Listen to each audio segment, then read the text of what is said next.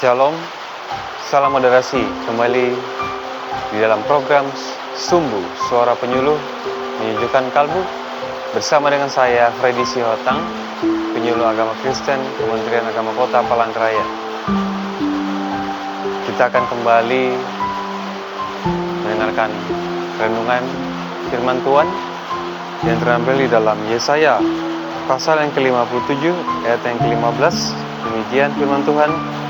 Sebab beginilah firman yang maha tinggi dan yang maha mulia, yang bersemayam untuk selamanya dan yang maha kudus namanya. Aku bersemayam di tempat tinggi dan di tempat kudus, tetapi juga bersama-sama orang yang remuk dan rendah hati, untuk menghidupkan semangat orang-orang yang rendah hati dan untuk menghidupkan hati orang yang remuk. Sobat Sumbu, di mana firman Tuhan ini mungkin kita pernah mendengar ataupun membacanya. Ini merupakan satu teks yang sangat memberikan kita pengertian yang dalam. Saya mengambil tema ini adalah Tuhan bersemayam bersama-sama orang yang remuk dan rendah hati. Bila kita membaca di bagian A-nya tadi, ayat yang ke-15a, yaitu sebab beginilah firman yang maha tinggi dan yang maha mulia, yang bersemayam untuk selamanya dan yang maha kudus namanya. Aku bersemayam di tempat tinggi dan di tempat kudus. Bagaimana di dalam bagian pertama ini adalah Tuhan itu adalah Tuhan yang transenden atau yang jauh. Tetapi bila kita membaca yang selanjutnya adalah di bagian B-nya tuh, tetapi juga bersama-sama orang yang remuk dan rendah hati, untuk menghidupkan semangat orang-orang yang rendah hati dan untuk menghidupkan hati orang-orang yang remuk. Bagaimana Tuhan juga ini disampaikan adalah Tuhan yang dekat atau imanen. Bagaimana kalau kita memahami dalam latar belakang daripada teks ini adalah di mana kita melihat situasi yang terjadi, yaitu bagaimana pergumulan mereka yang mungkin merasakan adanya ketidaklayakan apa yang mungkin mereka alami bila diperbandingkan dengan orang-orang yang mungkin mereka anggap itu lebih layak atau lebih beruntung.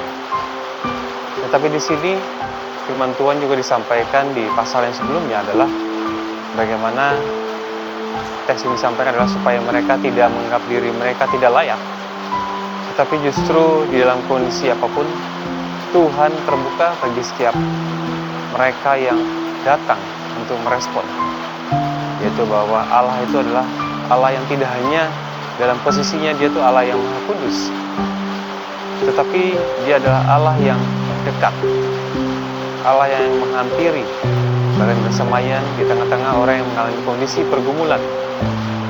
Terlebih dalam setiap kehidupan kita sebagai orang-orang yang percaya, bagaimana kita untuk selalu percaya kepada Tuhan. Apapun kondisinya, Tuhan terbuka bagi kita untuk datang kepada Dia, datang untuk kita mengalami sebuah pemulihan, yang mana Tuhan memberikan sebuah pertolongan bagi setiap hati yang mengalami sebuah frustasi ataupun depresi, bahkan memiliki satu keterpurukan mungkin dalam titik nol. Tapi bagaimana firman Tuhan di sini adalah Allah tidak hanya sebatas atau dalam posisi transenden, tetapi Dia ada Allah yang dekat atau Allah yang imanen. Terlebih juga bagaimana Yesus Kristus dalam perjanjian baru adalah pernah disampaikan adalah bagi setiap orang yang mengalami letih dan lesu, datanglah kepada Dia yang memberikan kelegaan. Bahkan huk yang ditanggungnya itu sudah dikerjakan oleh Kristus di kayu salib, membuktikan bagaimana kita sebagai orang-orang yang untuk mengerti bagaimana Tuhan memberikan kita satu tempat untuk kita bisa mengalami pemulihan. Di dalam doktrin pengudusan atau dalam istilahnya itu adalah sanctification, yaitu di saat kita mungkin sebelum mengalami sebuah pengudusan adalah justification, yaitu pembenaran oleh karena iman. Kita percaya kepada Tuhan, khususnya yaitu kepada Yesus Kristus. Tapi juga dalam proses kehidupan kita harus juga untuk mengalami sebuah pengudusan. Ada beberapa poin di dalam sanctification ini adalah yaitu dalam starting point ataupun titik awal. Bahkan dalam perjalanan ada progressive sanctification, yaitu proses di dalam untuk berkembang dalam pengudusan. Bahkan di dalam akhirnya itu adalah final sanctification, di mana Tuhan menyempurnakannya, di mana orang-orang yang setia dalam ketekunan untuk memperoleh sebuah pemulihan di dalam pengudusan di dalam Tuhan. Bahkan yang terakhir adalah poinnya adalah glorification ataupun pemuliaan, di mana pada akhir hidup kita, pada saat Tuhan Yesus datang kali kedua, di mana hidup kita dimuliakan oleh karena daripada rencana Tuhan. Mana orang-orang yang tadinya ataupun orang-orang yang tidak dianggap ataupun dianggap sebelah mata ataupun menjadi suatu posisi yang mungkin subordinasi, mungkin diantara berbagai macam segala pemikiran manusia.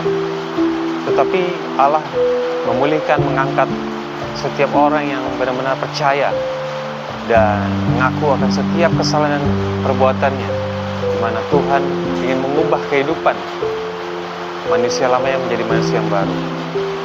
Dialah firman Tuhan ini memberikan sebuah pemahaman, yaitu bagaimana kita memahami bahwa Allah juga tidak hanya menjadi Allah yang transenden, tapi menjadi Allah imanen yang bersemayam, bahkan menghidupkan setiap orang yang mengalami peremukan atau brokenness, bahkan juga orang-orang yang rendah hati. Demikian firman Tuhan, biar Tuhan memberkati kita. Salam moderasi.